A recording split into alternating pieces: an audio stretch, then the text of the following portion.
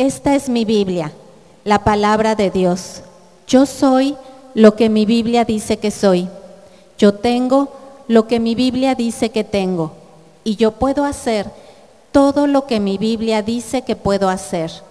Hoy la leeré, la escucharé, la obedeceré, y la semilla incorruptible de la palabra de Dios penetrará mi corazón, que producirá fruto y transformará mi vida, mi espíritu, mi alma, mi cuerpo, mis finanzas, mi familia, mi iglesia, mi ciudad, para siempre.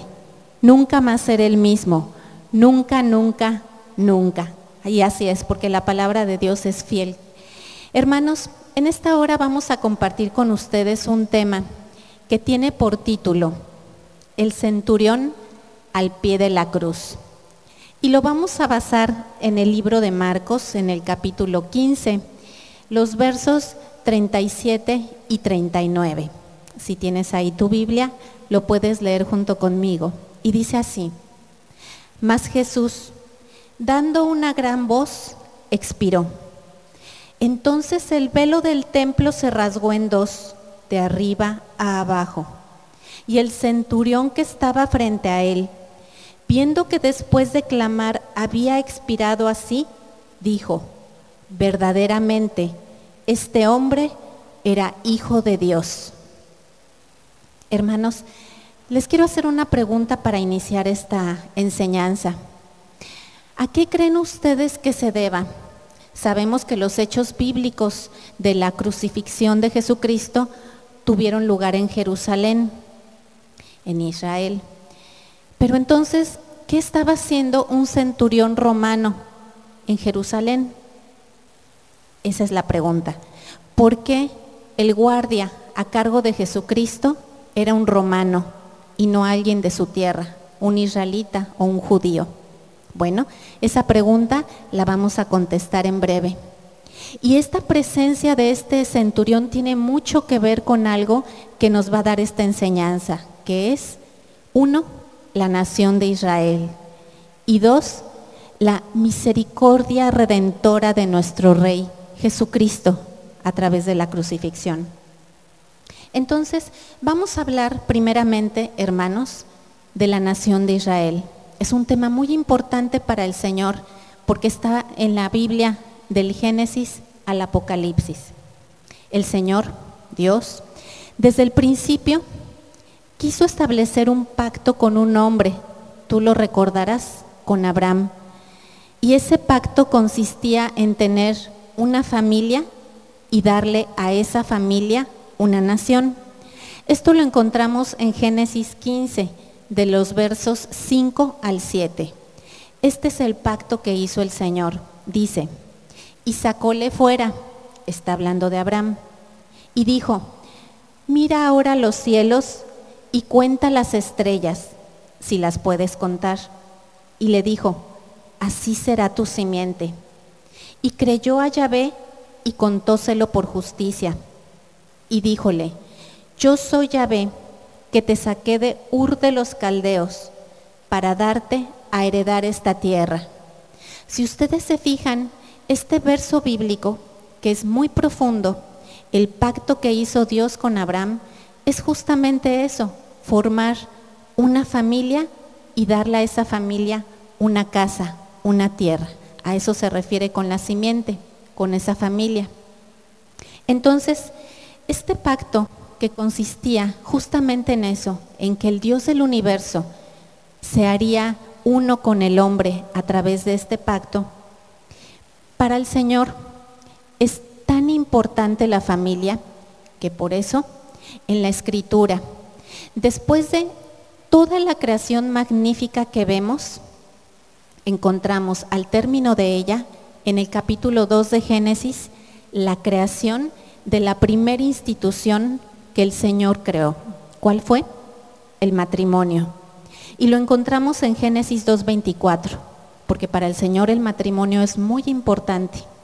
Por tanto, dejará el hombre a su padre y a su madre, y allegarse a su mujer, y serán una sola carne. El matrimonio para el Señor es muy importante Y si tú conoces de alguien o tú estás pasando por un proceso de divorcio, que sepas que esa no es la voluntad del Señor. Si tú estás por casarte, si ya estás en tu mente vislumbrando esa idea, ven a la Escritura.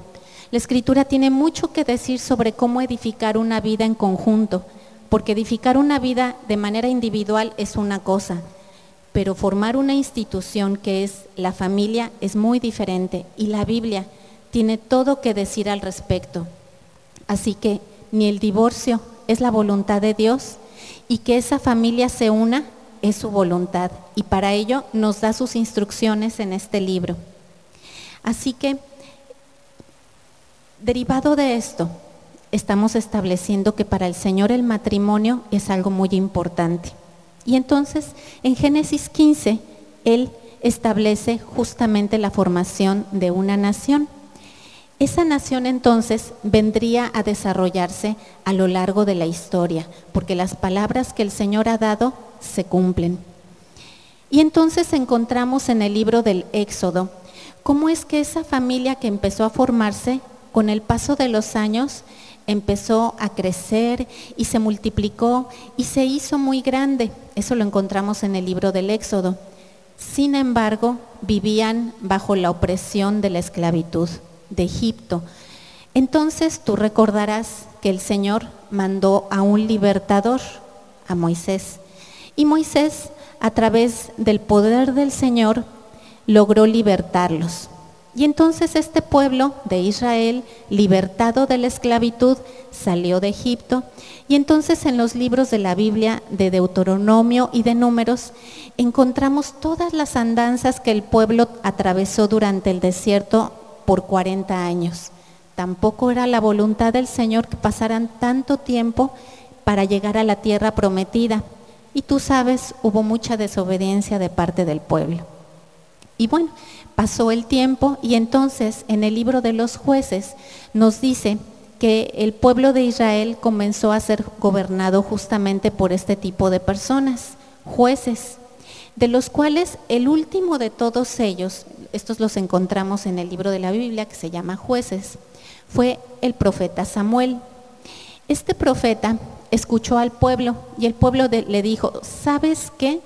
Ya no queremos ser gobernados por Dios, ya no queremos la teocracia. Nosotros queremos ser como las otras naciones, queremos tener un rey. Y entonces Samuel, muy entristecido, fue a Dios y le dijo, es que mira lo que está pidiendo el pueblo.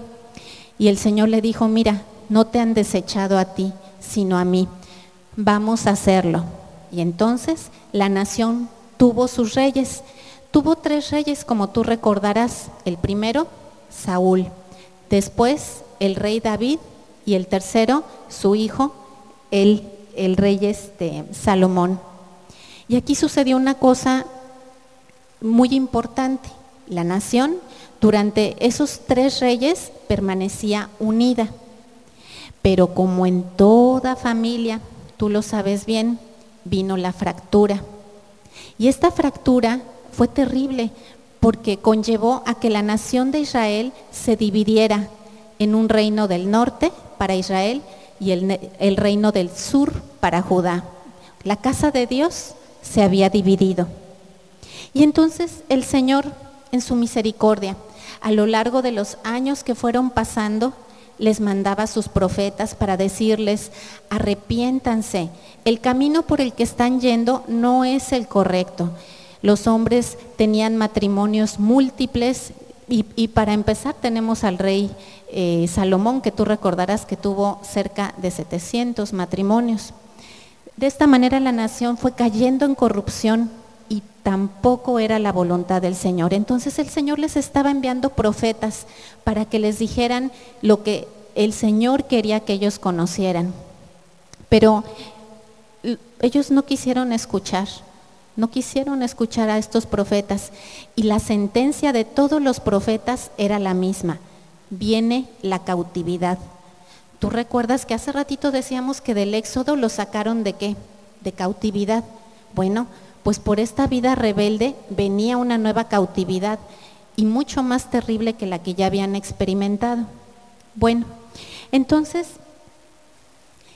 Dentro de todo esto, bueno, puede ser que pierdan su libertad, dicen ellos, pues vamos a perder nuestras tierras, nuestros ganados, nuestras casas, y eso quizá no era lo más importante. Lo más importante era que, recuerda, era una familia. Lo que más iban a perder con la cautividad era su comunión con el Señor. Entonces, bueno, pasaron los años y efectivamente, como la palabra de Dios lo había indicado, porque este libro tiene la historia de la creación y de la humanidad resumida desde su inicio hasta el término. Y entonces tú vas a encontrar que en el año 722 llegaron los asirios y se llevaron cautivos al pueblo de Israel y ya no pudieron regresar a su tierra. La tierra entonces empezó a poblarse con personas de otras culturas, de culturas paganas, y los que quedaron del pueblo de Israel comenzaron a casarse con esas personas. Una vez más, el matrimonio. Y esos matrimonios llegaron a mal porque las personas cometían idolatría y los israelitas que quedaban empezaron a contaminarse. Y bueno, eso pasó con la tribu del norte, que fueron llevados cautivos en el año 722 a.C., como les fue profetizado por tantos profetas. Y pasados los años, en el año 586 después de Cristo, viene la cautividad para el reino del sur a través de los babilonios. Tú recordarás al rey Nabucodonosor. Él se llevó cautivo al pueblo de Israel a través de 3 periodos, el primero en el 605 antes de Cristo, otro en el 597 y otro en el 586, y se llevaron a toda la nación de Israel cautiva. Bueno, sin embargo, tú sabes, la misericordia del Señor es grande, y el Señor profetizó que después de 70 años de cautiverio, ellos iban a regresar, y regresaron justamente. En el año 538 regresaron con Zorobabel, en el año 458 con Esdras, tú lo encuentras aquí en el libro de Esdras, y en el año 445 antes de Cristo regresaron con Nehemías, y tú te acuerdas que Nehemías fue el encargado de construir la muralla de la tierra de Israel, porque todo estaba destruido. Y eso pasa en nuestras vidas cuando nos alejamos del Señor. Las murallas espirituales de nuestra vida son derribadas por el enemigo. Por eso necesitamos estar fuertemente asidos a este bendito libro. Bueno, entonces ya vimos cómo el pueblo fue llevado cautivo por Nabucodonosor. Y entonces dice la Biblia que estando en Babilonia, tú recordarás a un joven judío que fue llevado cautivo en el año 605 a.C., Daniel, aquel que tenía el don de, a través de Dios, revelar los sueños. Entonces aquel rey Nabucodonosor tiene un sueño que le cambia el semblante, que lo pone muy triste y preocupado. Y entonces manda llamar a todos sus magos y adivinos, porque tú sabes que Babilonia era la tierra de la adivinación, era una tierra formidable y hermosa, pero idólatra. Y entonces les dice, a ver, necesito saber qué significa este sueño. Y nadie sabía interpretarlo, hasta que llega Daniel y él, previamente consultar al Señor, le interpreta el sueño. Y hay algo que tú sabes que es cuando algo está dicho en verdad, lo primero que te produce es paz. Y eso es lo que te hace entender que las cosas son efectivamente así como van a ser. Y entonces, ¿en qué consistió ese sueño que le dijo Nabucodonosor a Daniel y que él le reveló? Ni más ni menos que el devenir de los imperios mundiales que estarían en la tierra. Tú lo recuerdas y eso está en el libro de Daniel. Primero tenemos el imperio babilonio, el segundo imperio, el medo-persa, el tercer imperio fueron los griegos y el cuarto, los romanos. Entonces volvemos a la pregunta inicial, ¿por qué había un centurión romano en la cruz de Cristo? Porque el pueblo estaba nuevamente bajo yugo de servidumbre, ahora de Roma. Roma tenía el control de la Tierra Santa cuando Jesucristo vino a esta tierra. Entonces, ¿qué es lo que nos dice esto? Que la Biblia tiene la razón. La Biblia nos dice las cosas que pasaron y las cosas que están por venir. Entonces, 2 siglos antes de que viniera Jesucristo ya estaban bajo el yugo de los romanos. Entonces, por eso encontramos a este centurión. Y pregunta, ¿esa era la voluntad del Señor? ¿Que su pueblo no fuera dueño de su tierra? No. Pero en su misericordia el Señor no ha dejado de trabajar con su pueblo. Y por eso, volvemos ahora al verso con el que empezamos esta sesión, que es Marcos 15, del 37 al 39. Y te pido que mires en tu espíritu eso que el libro de Marcos nos está diciendo. Dice que el centurión romano fue el único hombre que pudo estar delante de la cruz de Cristo, con el Cordero de Dios que quita el pecado del mundo. Ahí estaba él, colgando entre el cielo y la tierra, que había sido ordenado antes de la fundación del mundo, pero manifestado en los postrímeros tiempos por amor de vosotros. Ahí estaba aquel que es el pan de vida, muriendo. Ahí estaba aquel, el Señor, que es el camino al Padre. Ahí estaba en esa cruz. Y el centurión enfrente de él. Él pudo ver todas estas cosas. Pregunta, ¿por qué hizo Jesucristo todo esto? ¿Por qué se ofreció como sacrificio por el pecado? Bueno, nos dice Hebreos 10:10 que Jesucristo se presentó a sufrir de esta manera voluntariamente. Dice, en la cual voluntad somos santificados por la ofrenda de su cuerpo de Jesucristo, hecha una sola vez. Tú recuerdas que en el Antiguo Testamento mataban muchos animales y se derramaba la sangre. Si quizás pudieras imaginar eso por un momento, toda la sangre que corría en el templo para ofrecerla en sacrificio. Pero tendría que llegar en un momento dado el sumo sacerdote que iba a ofrecer el sacrificio perfecto y acepto para el Padre. Eso lo encontramos en Hebreos 10, del 11 al 12. Dice, así que todo sacerdote se presenta cada día, ministrando y ofreciendo muchas veces los mismos sacrificios que nunca pueden quitar los pecados.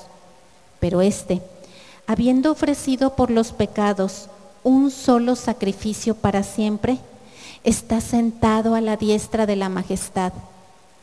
El centurión solamente estaba apreciando una serie de cosas que estaban ocurriendo en ese momento. Lo que había dicho la Escritura, que la paga del pecado es muerte.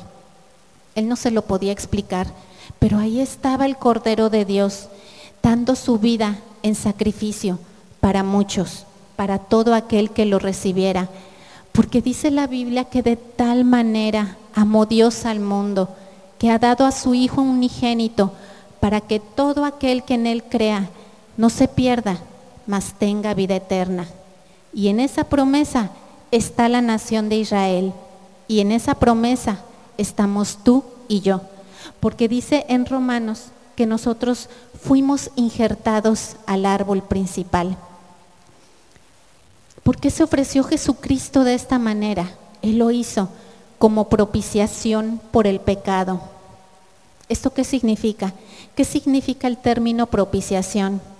Significa que Jesús, al presentarse voluntariamente con una vida que nadie más podía presentar, santa, justa, obediente, se presentó.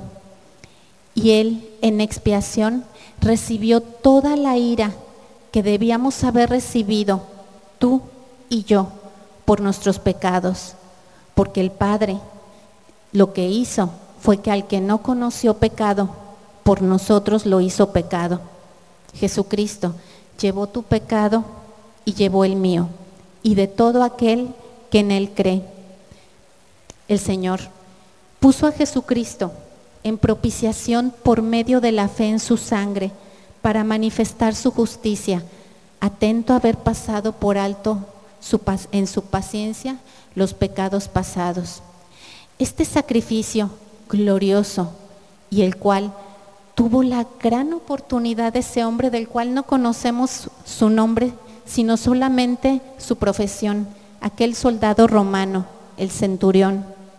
Él estuvo ahí para presenciar todo aquello que la Escritura había profetizado que iba a pasar y que sucedió. Y entonces, este hombre, estando ahí parado frente a la cruz,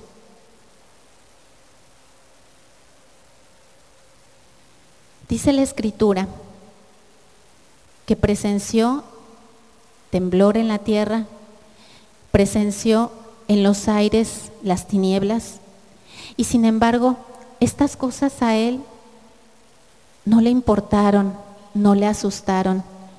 Dice la Biblia que lo que llamó poderosamente su atención fue que cuando Jesucristo dio su último aliento exclamando al Padre, entregó el Espíritu.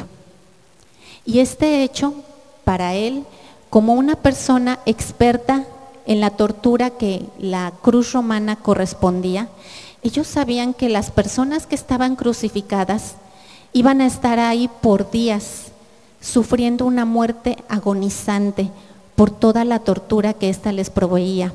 Y sin embargo, Jesucristo estuvo solamente 6 horas en esa cruz.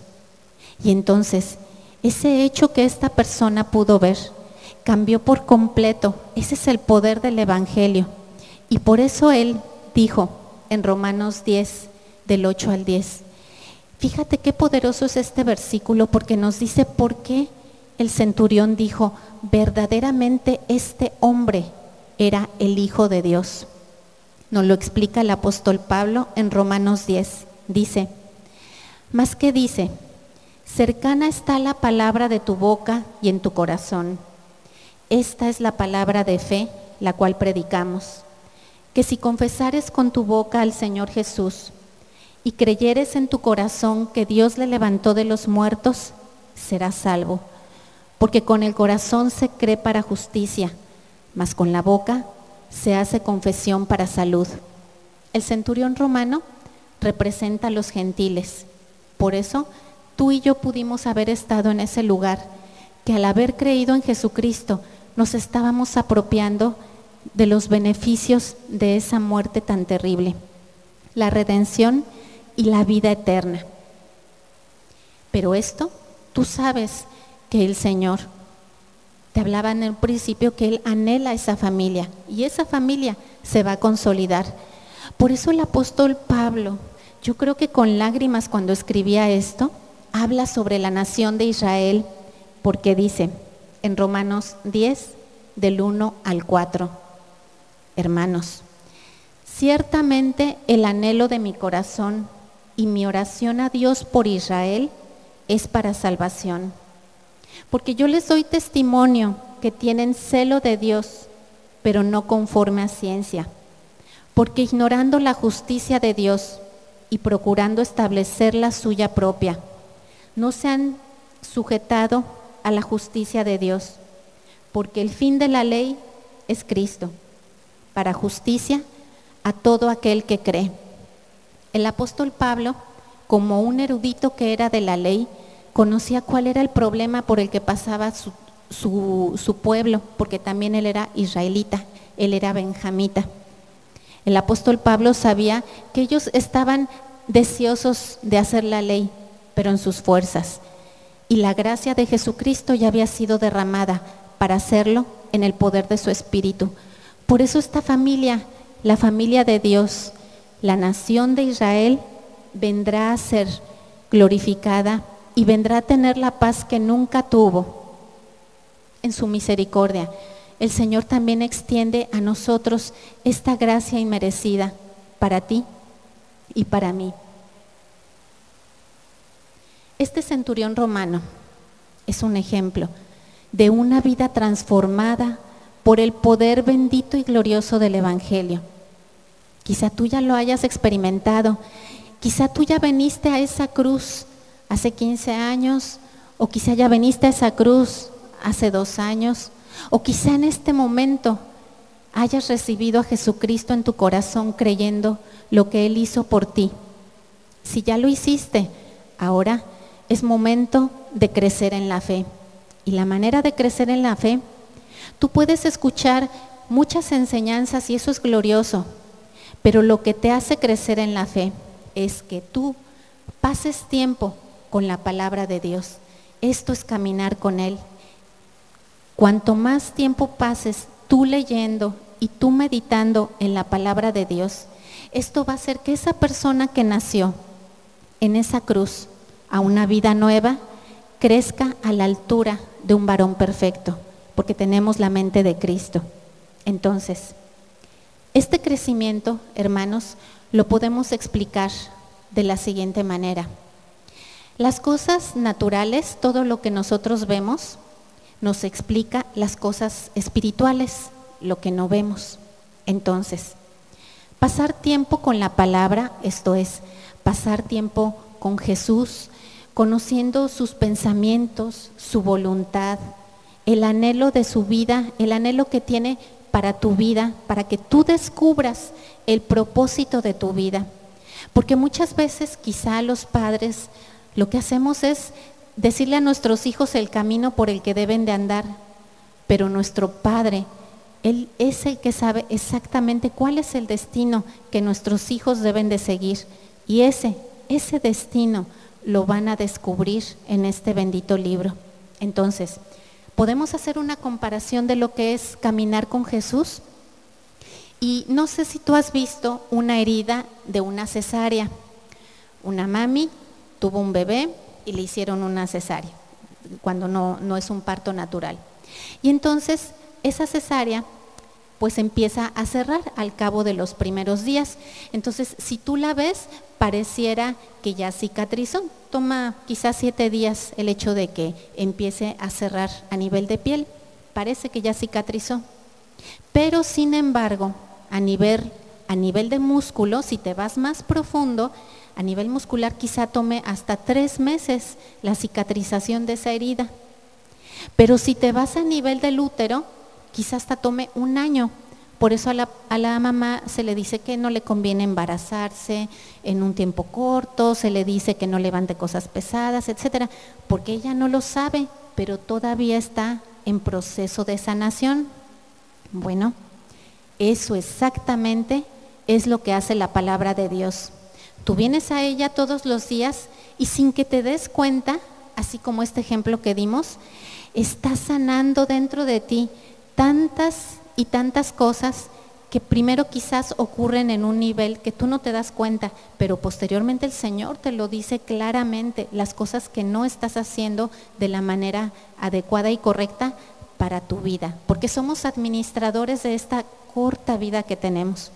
Entonces, eso es por el lado de la vida, y eso es glorioso. Eso, no hay ningún manual de vida más que que te diga cómo vivir. Pero por el otro lado, mis hermanos, una cosa que es fundamental y que es lo que hace la Escritura en tu vida, es que tengas sana doctrina. Siempre que se predica la palabra, tenemos que ser escudriñadores de lo que se está diciendo para que sea conforme a lo que está aquí escrito. Porque este libro es una unidad perfecta, desde el inicio hasta el fin. Y si hay cosas que no entiendes, no te preocupes. Es como el niño pequeño a su mamá. Conforme va creciendo él, va entendiendo las cosas. Y la Biblia se explica a sí misma. Si hay algo que no entiendes de una doctrina, posteriormente la ves ilustrada en un libro de los Reyes o en un salmo. La Biblia se explica a sí misma. Y desafortunadamente en la Iglesia mundial estamos cayendo en la falsa doctrina. Y Jesucristo y los profetas y los apóstoles lo dijeron, que eso vendría antes de la segunda venida de Jesucristo. Por eso necesitamos meternos a la palabra de Dios. Tener devocionales es bueno, escuchar mensajes es bueno, pero tu comunión con el Señor, esa solamente tú la puedes tener. Es como la comida, nadie puede comer por ti. Es como tu medicina, nadie se la puede tomar por ti. Eres tú y Jesucristo.